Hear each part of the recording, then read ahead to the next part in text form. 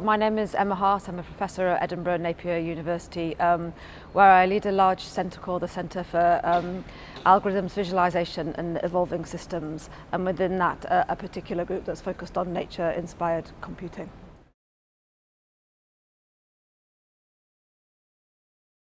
So for me, AI is a really broad topic that covers anything basically where a system is solving a kind of task that a human might find complex. So that can cover anything from optimization, where you want to find the best route for a delivery vehicle to travel in order to minimize carbon emissions, let's say, to work in robotics, to work in natural language, to work in playing computer games. So I think it's a really broad topic.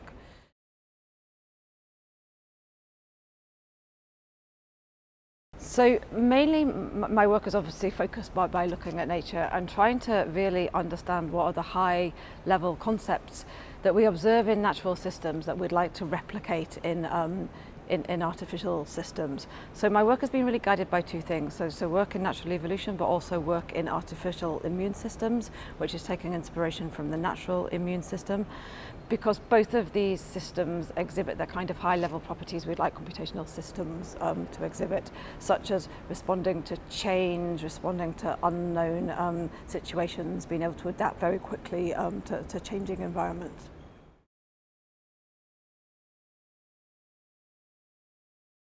So for me, lifelong learning is probably the most important aspect of artificial intelligence that we need to be focusing on today. So in the past, we've worked very much with systems that we train in some manner to do a task very well. So maybe it's a robot to do a task, or maybe it's a system to play, let's say, AlphaGo. And then we just field that system, we just get it to do the job we wanted it to do. And we don't do any further training, but it's not how people work. We're always learning, we're always making use of past knowledge to do things better in the future and to be able to adapt that knowledge to new situations. So for me, I think we should start to build systems that never stop learning. We just don't put them out there to do a job. They have to continue to learn. And I think there's really two really important aspects for that. So I call these adaptation and innovation. So the first is systems should adapt to small changes in their environment. So as they get more experience, or as things start to change around them, they should make small changes to themselves in order to do whatever it is that we as humans want them to do better. But sometimes the environment changes so much that the kind of current method of doing something isn't sufficient. And then the systems need to be able to innovate. So they need to be able to kind of invent or come up with by themselves completely new ways of doing the task that they're supposed to do. So I think we're starting to see methods to do this with automated design of algorithms and design of software. But I think both of these aspects, the adaptation and the innovation, are really key to getting a system to learn over very long periods of time.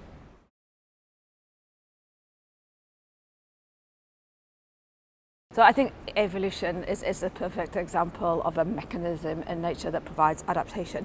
And again, it provides adaptation on essentially two timescales. So it can provide very fast adaptation to deal again with small changes, but as we know, like over generations and long periods of time, it also provides adaptation to bigger changes in the environment. And I guess we can also see it as solving, if we think about it from an optimization perspective, solving a search problem. Evolution has to find the combination of genes that gives rise to some organism that is fit for the environment. And so in the same way, we can model that in computational systems to try and sort through vast combinations of possibilities to make a solution to give us the best one possible.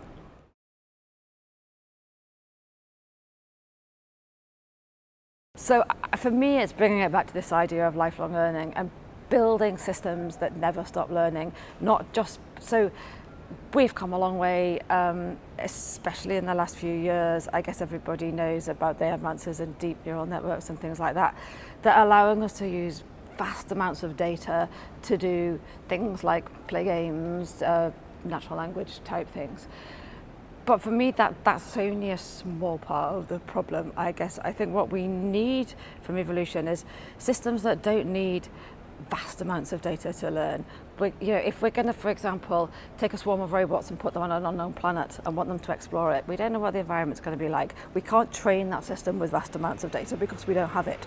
So I think we need evolutionary computing to be looking at these applications where the system has to learn very quickly by itself with very little data and very few examples, and maybe it's got to learn very fast in order to survive and complete its tasks.